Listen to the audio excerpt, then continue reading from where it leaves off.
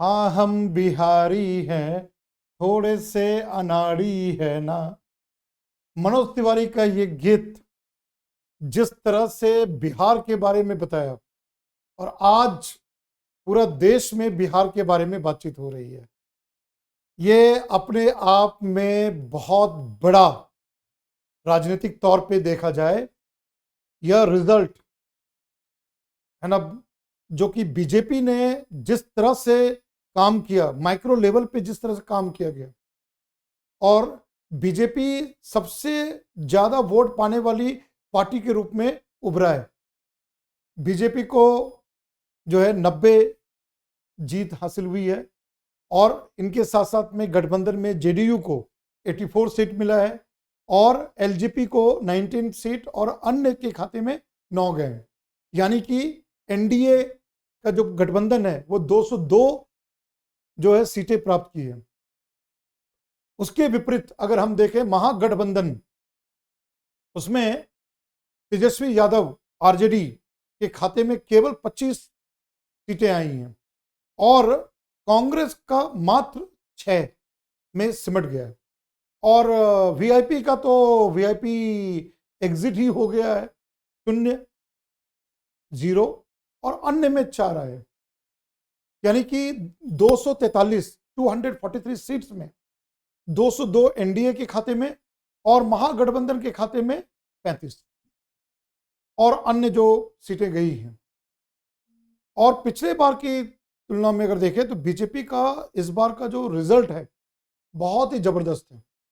इस बार बिहार चुनाव में कई चीजें चर्चा का विषय रहा है। पहला यह है कि महिलाओं की भागीदारी अधिक हुई है। आमतौर पे जब भी वोट का दिन होता है, लोग जाते हैं, लाइन में लगते हैं, और चुनाव मतदान केंद्र में जाके वोट देते हैं, तो रेशियो या जो परसेंटेज होते हैं धीरे धीरे है ना, शाम होते होते बढ़ता है। और आमतौर पे वो पता है कि जो भी हमारे देश में चुनाव प्रक्रिया रहा है 60-65 यही प्रतिशत तक में हो जाते हैं। लेकिन इस बार जो बिहार की जनता ने खुलकर आगे आकर जिस तरह से वोट डाला है, अपने आप में बहुत बड़ी बात है। और खास तौर पे जो महिलाएं जो हैं, वो उनका जो भागीदारी थी इस बार के चुनाव में, वोटिंग जो हुए हैं परसेंटेज बिहार में अगर हम बात करें, है ना, बहुत सालों के बाद, कई वर्षों के बाद सबसे ज्यादा प्रतिशत में वोटिंग हुआ है। दूसरा, चुनाव से पहले बहुत ज्यादा विवाद उठा हुआ था एसआईआर के बारे में, और कई आरोप चुनाव आयोग को लगाया गया, इलेक्शन कमीशन ऑफ इंडिया को गालियां दी गई, है ना, कई तरह के मतलब मैं बोल नहीं सकता कि किस तरह की भाषा का और शब्दों का प्रयोग कुछ हमारे जाने माने होनहार जो राजनेता हैं उन्होंने किया। बहुत गंभीर बात है। अब बहुत गंभीर बात है, ये बात ये क्यों नहीं समझते हैं कि आपको जनता देख रही है, और जनता जनार्दन है। आप जनता से बेवकूफ कब तक बनाते रहेंगे? अब वो वाली जनता नहीं है। अब लोगों की सोच बदल रही है, बिहार बदल रहा है। बिहार अब वो वाला बिहार नहीं रहा है। बिहार में काफी बदलाव आ रहे हैं। लोग हमेशा कहते रहे हैं कि जाति समीकरण, धर्म समीकरण, ये सब बहुत ज्यादा इन डेप्थ है बिहार में। है है बिहार में जाति से लेकर कास्ट, रिलीजन, मतलब क्षेत्र, जिला, कई तरह की चीजें हैं। बिहार की जनता बहुत डायनामिक है। बिहार का चुनाव बहुत डायनामिक है। इसमें कोई दो राय नहीं है, और कोई दो राय नहीं है इस बारे में, वहां है। लेकिन इसके बावजूद भी अब बिहार की जनता जो है त्रस्त आ चुके हैं कि अब वो बिहार वाली जो गाली जो होती थी ना, जो दिल में चुभता है, अरे देखो बिहारी, अब वो बदल गया है। बिहारी अब सब पे भारी हो रहा है।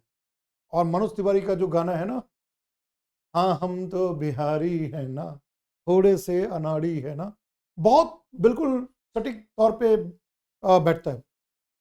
दोस्तों, केवल ये बात नहीं है, इसके अलावा भी जो यंग लोगों को जो मौका दिया गया, जिसमें से मैत्री ठाकुर को लेकर भी विवाद उठा कि कैसे उनको सीट दी गई और ये सारी चीजों पे। लेकिन आज देखिए मैत्री ठाकुर 25 साल की उम्र में, 25 जुलाई को वो 25 वर्ष की हुई है, सबसे यंगेस्ट जो है, जो जीत कर वो असेंबली में जाएगी, विधानसभा में जाएगी। और उन्होंने बताया है कि जो नाम जो है अलीनगर, उसको जाके सीतानगर करना।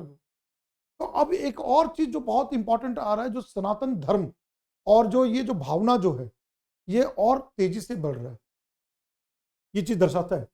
और केवल बात ये धर्म का, हिंदू की बात नहीं है, मुसलमान, बिहार के जो मुसलमान हैं, अब वो जागरूक हो रहे हैं। बहुत दिनों तक वो ठगे गए हैं, बहुत दिनों तक उनको बेवकूफ बनाया गया है।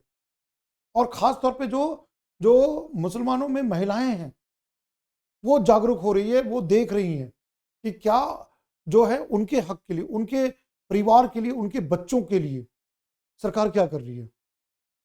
और इस बार पूरा क्लियर है कि जो जो वंशवाद की राजनीति है, उससे उठकर विकासवाद की राजनीति की ओर काम किया गया। इस संदर्भ में प्रधानमंत्री नरेंद्र मोदी जी ने अभी जस्ट थोड़ी देर पहले ही भाषण दिया है कि हम, है ना, वो उसी चीज को है। कहने का मतलब ये है कि जब भी चुनाव के बाद रिजल्ट आता है तो प्रधानमंत्री बीजेपी मुख्यालय में जाते हैं और कार्यकर्ताओं को एड्रेस करते हैं। उन्होंने ये बात बताई। लेकिन हाँ, ये भी आपको पता है वंशवाद तो है, ऐसा तो नहीं है कि बिहार में वंशवाद नहीं है। अगर हम एलजेपी की बात करें या बाकी जो बात करें, क्या ऐसा नहीं है कि नेताओं के बेटे चुनाव में नहीं लड़ रहे हैं? लेकिन कहने का मतलब होता है कि विकासवाद, तो मैं उस पर ज़्यादा चर्चा नहीं करूंगा। लेकिन हाँ, मैं ये कह दूंगा कि लोगों के मन में विकास के प्रति जो है संवेदना और भावनाएं, है ना, दृढ़ हुई है। बिहार के लोगों को ये चीज लगा कि हमें जंगल राज में नहीं जाना है।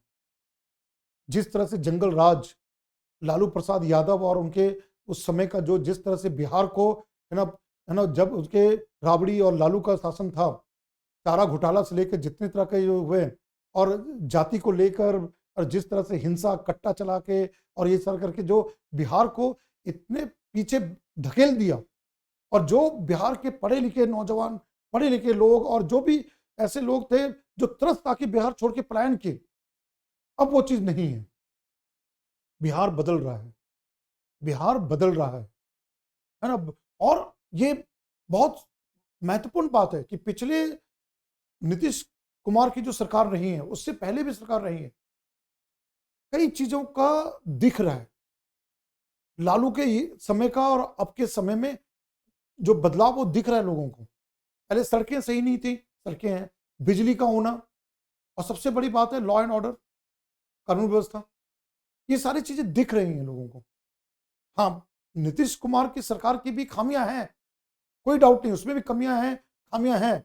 लेकिन उसके बावजूद भी, है ना, उसके बावजूद भी लोगों ने ये सोच के अपना वोट दिया है कि लार्जर पॉजिटिव पिक्चर को देख के, जब हम तुलना करते हैं पॉजिटिव और नेगेटिव के बीच में, तो एक डिग्री होता है कितनी पॉजिटिव कितनी नेगेटिव। तो अगर नीतीश कुमार के जो है सुशासन बाबू के नाम से जो प्रसिद्ध मुख्यमंत्री है, तो उसके पॉजिटिविटी गिनाए तो वहां अधिक है उसके तुलना में नेगेटिविटी का। ये ऐसा तो नहीं है कि कोई भी परफेक्ट 100%, है ना, परफेक्ट तौर पे शासन करता है, ऐसा नहीं है। नीतीश कुमार की जो जो पॉलिसी रही है, आम तौर पे जो वेलफेयर स्कीम्स रहे हैं, चाहे वो महिलाओं के लिए हो, वृद्ध व्यक्तियों के लिए हो, या अन्य जो है, या जो जातियों के संदर्भ में बात करें, या अन्य पिछड़ा वर्ग या पिछड़े वर्ग, वो बहुत कम है। दूसरी बहुत अहम बात क्या है, नौकरियां। बिहार पब्लिक सर्विस कमीशन का अगर हम नौकरियों को देखें तो लगातार उसको इतना बेटर किया गया कि हर साल बीपीएससी परीक्षा ले रही है और हर साल रिजल्ट आ रहा है। और बीपीएससी में भरकर बम्पर वैकेंसी, इतनी वैकेंसी किसी और राज्य सरकार के द्वारा नहीं हुआ जितना बिहार सरकार के द्वारा किया गया। 70th बीपीएससी परीक्षा में, है ना, 2035 से ज्यादा सीटों के लिए वहां पर कंपटीशन हुआ है। 71st बीपीएससी में भी 1600 के आसपास सीटों पे हुआ है। दारोगा के लिए, एएडीओ एग्जाम के लिए, टीचर्स के लिए, इतने सारे नौकरियों को लाया गया। ये बहुत बड़ी बात है और वो ग्राउंड रियलिटी में दिखता है। जबकि तेजस्वी यादव ने इस बार अपने चुनाव के दौरान बोला कि हम हर बिहार के हर परिवार को हम सरकारी नौकरी देंगे। तो कोई भी चीज, एक होता है कि वादे करना और एक होता है पूरा करना।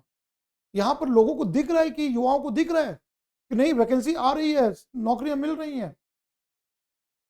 और कुछ चीजें आकलन ऐसा होता है ना कि क्या ऐसा मुमकिन है कि इतने करोड़ जो जनसंख्या है बिहार को, सबके घर में एक सरकारी नौकरी मिल जाए? तो कई बार लोगों को अपनी सोच बुद्धि से बातें करनी चाहिए।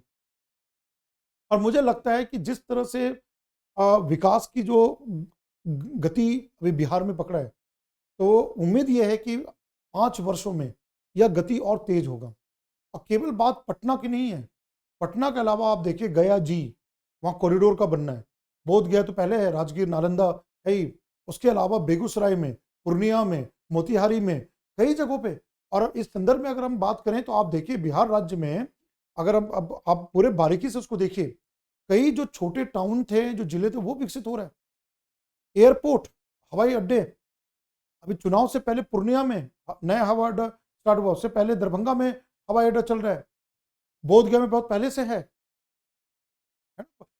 और भी हवाई अड्डे खुलेंगे, कम्युनिकेशन सिस्टम बेहतर होगा और विकास हो रहा है। उत्तर बिहार नेपाल से जुड़ा हुआ है, पश्चिम चंपारण, पूर्वी चंपारण, है ना, वहां की बात कम करें। और एक भाग आता है बंगाल का, जो कि सिलीगुड़ी, न्यू जलपाईगुड़ी, वहां तक है।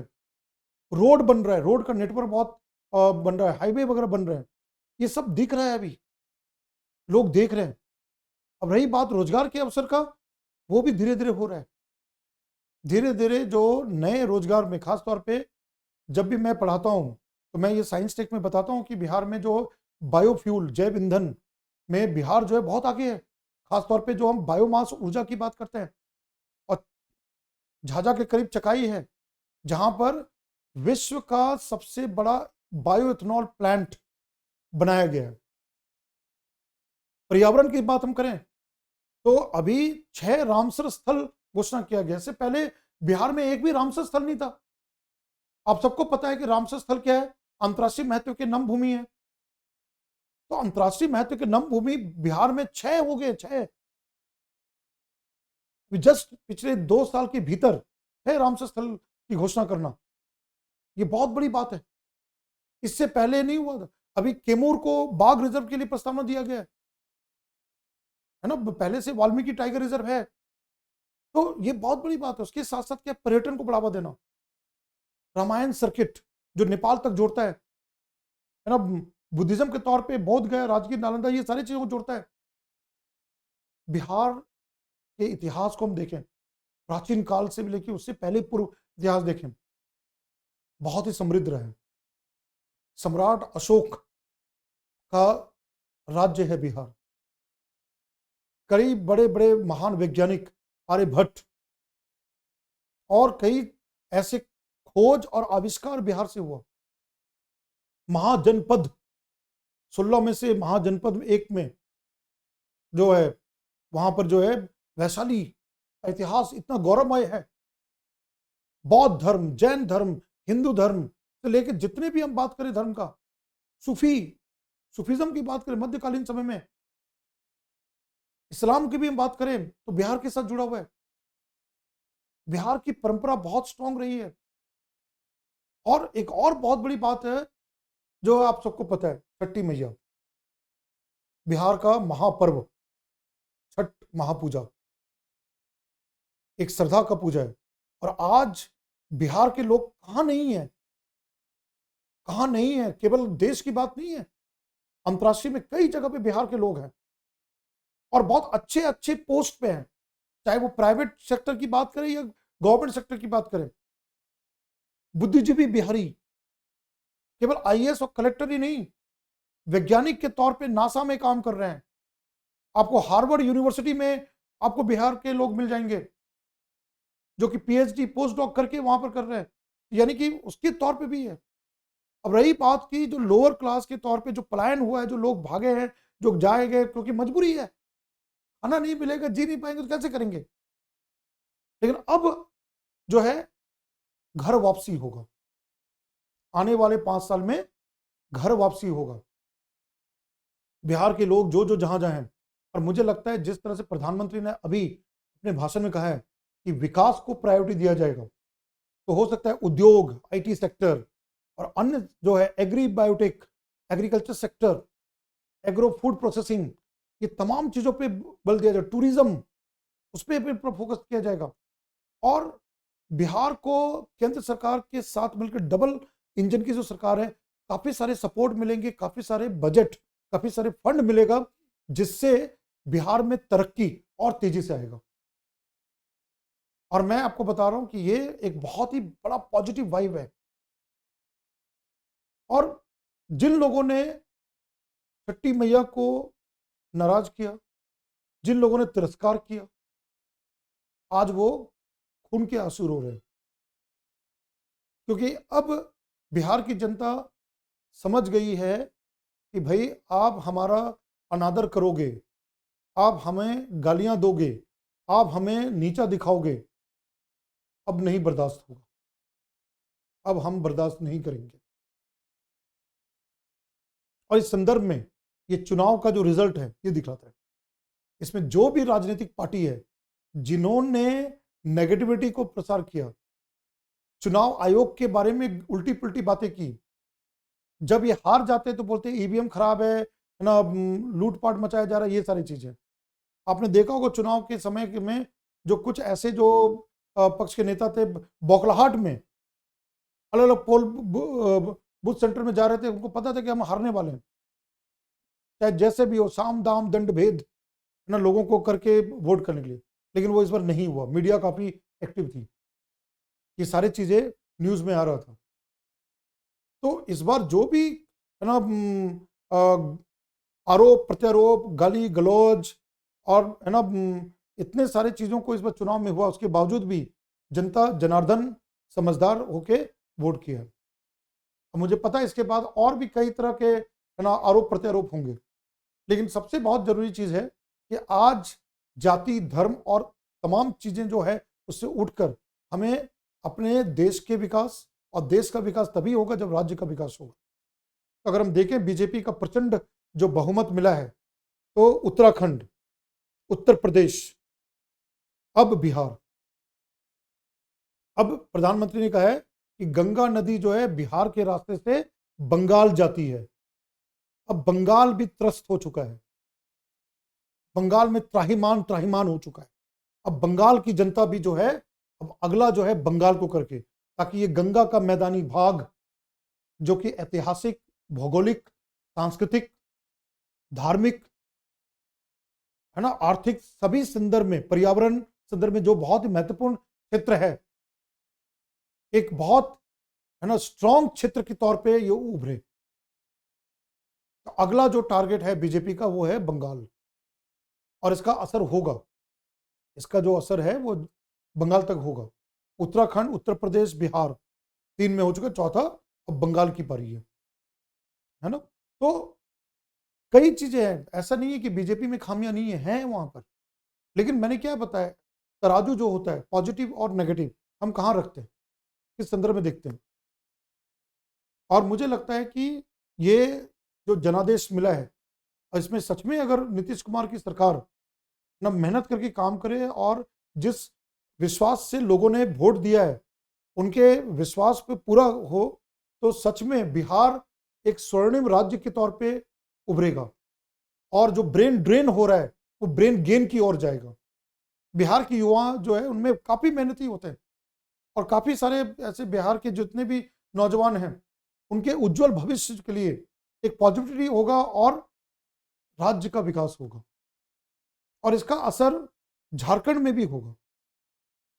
तो इस बार का जो बहुत इंपॉर्टेंट चीज है, और इसमें कई चीजों को देखा गया, तो ये अपने आप में बहुत बड़ा जीत है बीजेपी के लिए 90 सीट के साथ।